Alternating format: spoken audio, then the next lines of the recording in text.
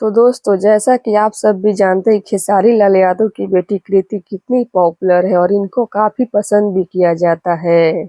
और ये अपने पापा के साथ 2 फिल्में भी कर चुकी हैं और अब सबका कहना है कि कृति को फिल्मों में ही काम करना चाहिए और खेसारी को अपनी बेटी कृति को हीरोइन बनाना चाहिए। लेकिन खेसारी कहते हैं कि मेरी बेटी कृति के अलग सपने हैं। तो वहीं क्या आप सभी जानते हैं कृति की सौतेली माँ कौन है और उनके कृति की माँ चंदा भी फेल हैं।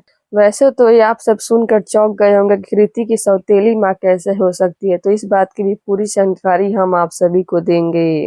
और अगर आप सब जानना चाहते हैं कृति की सौतेली माँ कौन है, तो हमारे वीडियो के साथ अंत तक बने रहिएगा।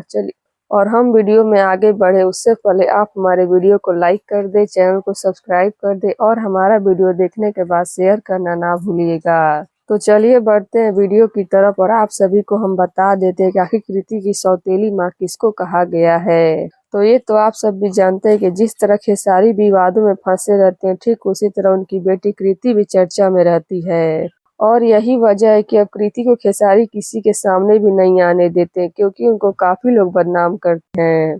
लेकिन क्या आप सब जानते हैं कृति की सौतेली माँ भी है और वो कोई और नहीं बल्कि काजल राघवानी है। जी हाँ, और ऐसा इसलिए क्योंकि जब काजल और खेसारी साथ में काम करते थे तब से ही कितने लोगों को लगता है कि काजल और खेसारी पति पत्नी हैं और काजल कृति की ही माँ है। लेकिन कितने लोगों का कहना है कि काजल कृति की दूसरी माँ है और इस वजह से काजल को कृति की सौतेली माँ कहा जाता है। और कृति भी काजल से बहुत प्यार करती है, क्योंकि जब कृति पहली बार फिल्म की शूटिंग कर रही थी तब कृति के साथ काजल ही थी।